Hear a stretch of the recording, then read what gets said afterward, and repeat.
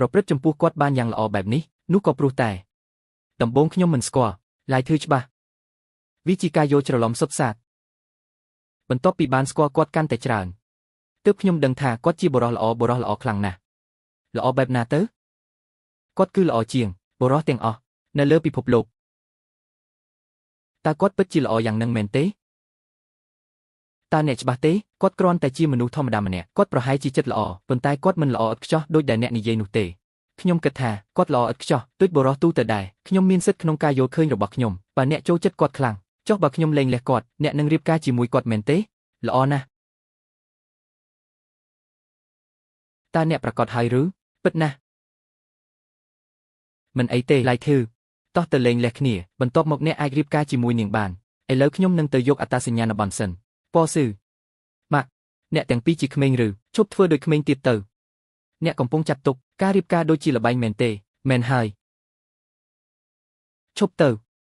ខ្ញុំនឹងមិនរៀបការជាមួយប៉ស៊ឺទេឡាយធឺតើអ្នកប្រកាសទេខ្ញុំក្មេងជាងយីហ្វឹងដល់ទៅ3ឆ្នាំឯងប៉ស៊ឺតើអ្នកអាចនិយាយបែបនោះបានយ៉ាងម៉េចម្ដាយរបស់អ្នកពិតជាមិនចូលចិត្តឡាយធឺនោះទេខ្ញុំរីករាយនឹងរៀបការជាមួយគាត់នោះមិនពិតទេបើម៉ាក់ខ្ញុំមិនចូលចិត្តឡាយធឺម៉ាក់នឹងមិនរៀបការជាមួយគាត់ទេពួកគេមានប្រវត្តិខុសគ្នាឆ្ងាយមែនប៉ុន្តែម្ដាយរបស់ខ្ញុំមិនដែលមើលងាយគាត់ទេត្រូវហើយប៉ស៊ឺជប់និយាយលេងទៀតទៅ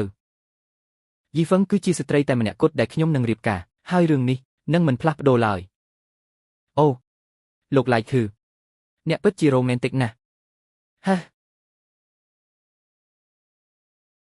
ឡាយធឺជាការប្រសើរណាស់អ្នកត្រូវតែគិតអំពីអនាគតរបស់អ្នកទោះបីជាអ្នកនិយាយយ៉ាងណាក៏ដោយយើងលែងលះគ្នាទៅហេតុអីខ្ញុំខ្លាចខ្ញុំនឹងរញ៉េញ៉ៃខ្ញុំមិនអាចផ្ដល់ឲ្យអ្នកនៅអនាគតបានទេប្រសិនបើខ្ញុំខ្សែធនអ្នកនឹងមិនរញ៉េញ៉ៃអ្វីឡើយខ្ញុំជាប្តីរបស់អ្នកខ្ញុំត្រូវផ្ដល់សម្រាប់អ្នកមិនមានវិធីផ្សេងនោះទេយីហ្វឹងកុំបារម្ភខ្ញុំធានាថាអ្នករាល់គ្នានឹងសម្លឹងមើលអ្នកក្នុងពិធីជប់លៀងនៅថ្ងៃស្អែកប្រាកដណាស់គ្រប់គ្នានឹងសម្លឹងមើលខ្ញុំសភាពាណិជ្ជកម្មទាំងអស់នៅគឺលិនអូទឺនឹងស្អប់ខ្ញុំសូម្បីតែគ្រួសាររបស់ខ្ញុំក៏ដោយបើខ្ញុំមិនអាចបញ្ចុះបញ្ចូលលោកតាធៀងឲ្យធ្វើការជាមួយខ្ញុំបានទេខ្ញុំនឹងក្លាយទៅជាគោលដៅចំអករបស់មនុស្សគ្រប់គ្នានៅថ្ងៃស្អែកកុំបារម្ភលោកពូធ្វើមូអ៊ឺគឺជាសិស្សរបស់អាគ្មេបញ្ជាការបើអ្នកគ្រប់គ្រងលើការបញ្ចុះបញ្ចូលមេបញ្ជាការបានសិស្សរបស់គាត់ប្រកាសជាយល់ព្រមធ្វើការជាមួយអ្នកជប់និយាយលេងទៅបញ្ចុះបញ្ចូលលោកលូពូធ្វើគឺពិបាកគ្រប់គ្រាន់ហើយទុកមេបញ្ជាការឲ្យនៅតែឯងទៅប្រហែលជាអ្នកត្រូវចាប់យកក្រសែភ្នែករបស់មេបញ្ជាការហើយអ្នកពិតជាស្រស់ស្អាតខ្លាំងណាស់មើលរូបរាងនិងមុខរបស់អ្នកចុះអ្នកជាមនុស្សស្រីដ៏ស្រស់ស្អាតខ្ញុំប្រកាសថាអ្នកនឹងតាក់ភ្នែកគាត់ប៉ស៊ឺជប់និយាយចឹងទៅលោកឡាយធឺនៅទីនេះត្រូវហើយប៉ស៊ឺជប់និយាយលេងសើចទៅតើខ្ញុំបាននិយាយអ្វីខុសតើអ្នកមិនត្រូវបានតាក់ទាញដោយយីហ្វឹងទេបានហើយប៉ស៊ឺអាគ្មេបញ្ជាការគឺជាអភិជនគាត់មិនស្រើបស្រាលដូចឯងនិយាយទេតើគាត់មិនមែនជាអាយដលរបស់អ្នកទេកាលពីអ្នកនៅក្មេងអ្នកនិយាយថាអ្នកចង់រៀបការជាមួយគាត់នោះគឺជារឿងយូរណាស់មកហើយឥឡូវខ្ញុំចូលវ័យកណ្ដាលទៅហើយទោះបីខ្ញុំមើលទៅក្មេងក៏ដោយនោះជាអ្វីដែលគិតជ្រុលពេកហើយលោកអើយខ្ញុំលែងចង់ញ៉ាំអាហារហើយខ្ញុំត្រូវត្រៀមខ្លួនសម្រាប់អាហារពេលល្ងាច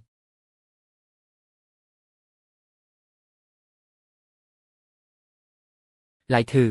អ្នកត្រូវតែជួយយីហ្វឹងយកឈ្នះលើស្ថានភាពនេះនាងមើលទៅបាក់ទឹកចិត្តខ្លាំងណាស់ខ្ញុំនឹងជួយខ្ញុំនឹងធ្វើឲ្យប្រកាសថាយីហ្វឹងទទួលបានជ័យជំនះនៅអាហារល្ងាចនៅថ្ងៃស្អែកឡាយធឺ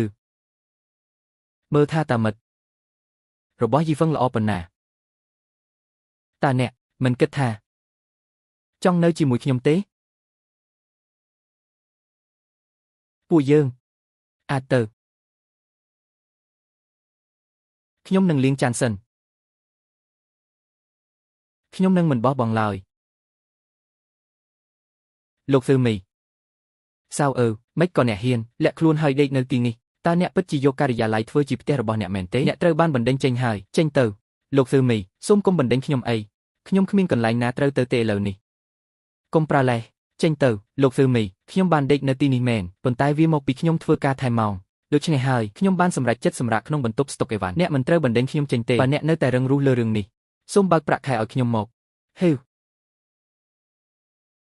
បើកប្រាក់ខែឲ្យខ្ញុំអ្នកចង់បានប្រាក់ខែរបស់អ្នកមែនអ្នកគួរតែអរគុណដែលក្រុមហ៊ុនមិនសុំឲ្យអ្នកផ្ដល់សំណងអ្វីដែលខ្ញុំបានធ្វើគឺគ្រាន់តែដេកនៅទីនេះពីយប់ប៉ុណ្ណោះតើខ្ញុំបានធ្វើការខូចខាតអ្វីខ្លះដល់ក្រុមហ៊ុនចុះបើខ្ញុំចង់និយាយអញ្ចឹងលេងខ្ញុំបើមិនដូច្នេះទេអ្នកត្រូវស្លាប់ហេអ្នកជានរណាប៉ាមិនបានជាអ្នកនៅសឿលឺគ្រប់ស្អីនេះជាឪពុករបស់អ្នកតែជាអ្នកសម្អាតនឹងមែនទេខ្ញុំមិនមែនជាអ្នកអនាម័យទៀតទេខ្ញុំជាតែកុងឡានរបស់ CEO សឿលឺគ្រប់ប៉ាអ្នកមានការងារថ្មីមែនទេខ្ញុំមិនមានពេលប្រាប់អ្នកទេមិនអញហ៊ានប៉ះខ្ញុំស្លាប់ទៅហេខ្ញុំគឺជាអ្នកគ្រប់គ្រងក្រុមលោកហ្វឺមីស៊ឺប្រញាប់ឡើងហើយចេញទៅបើមិនដូច្នេះទេខ្ញុំមិនធ្វើស្រួលជាមួយអ្នកទេហេអញសន្តិសុខហេប្រញាប់ឡើងខ្ញុំមិនអាចទ្រាំយូរបានទេយកគាត់ចេញពីខ្ញុំមិនអីទេឈប់ឈប់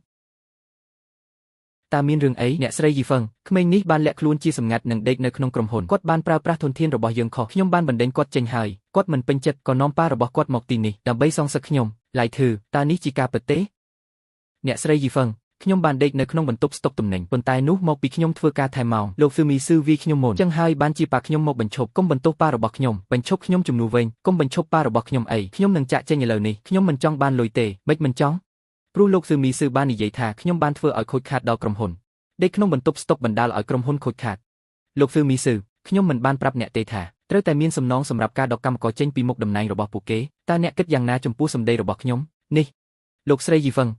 គាត់ចាត់ទុកក្រុមហ៊ុនដូចជាផ្ទះរបស់គាត់យើងមិនអាចទុកគាត់បានទេខ្ញុំធ្វើបែបនេះដើម្បីកាត់បន្ថយការខាតបង់របស់ក្រុមហ៊ុនតើវាមិនប្រសើរទេដែលបុគ្គលិកចាត់ទុកការិយាល័យដូចជាផ្ទះតើអ្នកដឹងស្អីអ្នកគ្មានសិទ្ធិនិយាយនៅទីនេះទេខ្ញុំយកសៅយកការងារថែមម៉ោងរបស់អ្នកមកចាំខ្ញុំយកអ្នកស្រីយីហ្វឹងខ្ញុំសឹងមិនជឿថាអ្នកអាចគ្រប់គ្រងគម្រោងនេះបានដោយខ្លួនឯងវាចិត្តរួចរាល់ហើយវាមិនចម្លែកទេដែលគាត់ចង់កំចាត់អ្នកតើអាចមកពីលោកហ្វឺមីស៊ឺចង់លួចស្នាដៃលើការងាររបស់សៅទេដឹងខ្ញុំមិនដែលគិតអញ្ចឹងទេអ្នកស្រីយីហ្វឹងមិនបានជាមានតែឈ្មោះរបស់អ្នកនៅលើបញ្ជីគម្រោងបែរជាមិនមានសៅអ្នកស្រីយីហ្វឹងខ្ញុំខុសហើយអ្នកត្រូវបានបណ្ដេញចេញហើយសៅនឹងកាន់តួនាទីរបស់អ្នកជាអ្នកគ្រប់គ្រងគម្រោងបន្តទៅកន្លែងហិរញ្ញវត្ថុបើកប្រាក់បៀវត្សនិងសំណងរបស់អ្នកចុះអរគុណលោកស្រីយីហ្វឹងអ្នកពិតជាត្រឹមត្រូវនឹងយុត្តិធម៌ខ្ញុំមិនដឹងពីរបៀបអរគុណអ្នកទេសៅកុំហៅគាត់ថាអ្នកនាងយីហ្វឹងទៀតតើខ្ញុំគួរហៅគាត់អ្វីជំនួសវិញសៅអ្នកអាចហៅខ្ញុំថាយីហ្វឹងតើខ្ញុំអាចហៅអ្នកចំឈ្មោះដោយរបៀបណាឡៃធឺប្រាប់សៅតើអ្នកគាំទ្រខ្ញុំទេបើខ្ញុំចង់រៀបការម្ដងទៀតប៉ាពិតមែនឬតើអ្នកនឹងរៀបការម្ដងទៀតមែនអីខ្ញុំបានលើកទឹកចិត្តអ្នកជាច្រើនដងប៉ុន្តែអ្នកមិនដែលយល់ព្រមទេអស្ចារ្យណាស់ទីបំផុតអ្នកយល់ហើយតើនារីណាទៅដែលស្រឡាញ់អ្នកនៅទីបំផុតវាគឺគាត់ម៉ាក់របស់ខ្ញុំនាយកប្រតិបត្តិរបស់អ្នកស្រីយីហ្វឹងរៀបការជាមួយប៉ារបស់ខ្ញុំ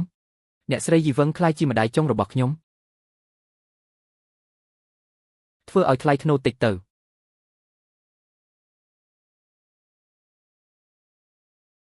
សួស្ដីយីហ្វឹង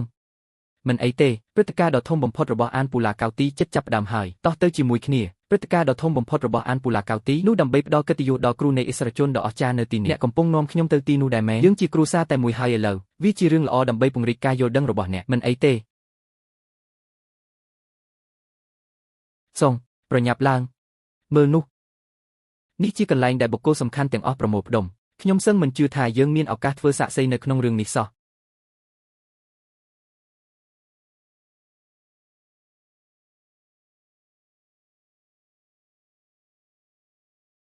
ឡៃធឺនិងសៅមែនទេតើពួកគេកំពុងធ្វើអ្វីនៅទីនេះមើលទៅឡាននេះតម្លៃរាប់លានខ្ញុំក៏គិតដូចនេះដែរមើលឡានរបស់យើងវាមានតម្លៃត្រឹមតែពី300,000ប៉ុណ្ណោះវាជាការអាម៉ាស់ណាស់យើងគួរតែទុកវានៅខាងក្រៅទៅខ្មាស់គេខ្លាំងណាស់មិនអីទេម៉ាក់ចែស៊ឺធីងបានបញ្ជាទិញឡានថ្មីសម្រាប់ខ្ញុំរួចហើយទោះបីជាវាមិនអាចប្រៀបធៀបនឹងឡាននោះក៏ដោយក៏វានៅតែមានតម្លៃ2-3លានដែរស៊ឺធីងអស្ចារ្យណាស់គាត់មិនដូចសៅទេដែលសប្បាយចិត្តជាមួយនឹងឡានដែលមានតម្លៃត្រឹមតែរាប់ម៉ឺនហេពេលដែលចែស៊ឺធីងទទួលបានឡានយើងនឹងលក់ឡាននេះចេញវាទើសភ្នែកខ្ញុំណាស់ម៉ាក់ខ្ញុំមិនលក់វាទេឲ្យវាទៅប៉ាទៅនោះនឹងប្រសើរជាង អូត្រូវហើយពុករបស់អ្នកពិតជាមានសំណាងណាស់តែមានអ្នកជាកូនស្រីពិតណាស់ម៉ាក់តោះចូលក្នុងតោះទៅមើលវាមានប្រណិតនេះវាមានតម្លៃ100លានទៅអញ្ចឹងខ្ញុំក៏ចាប់អារម្មណ៍ចង់ឃើញថាវាមានរូបរាងយ៉ាងម៉េចដែរនៅខាងក្នុង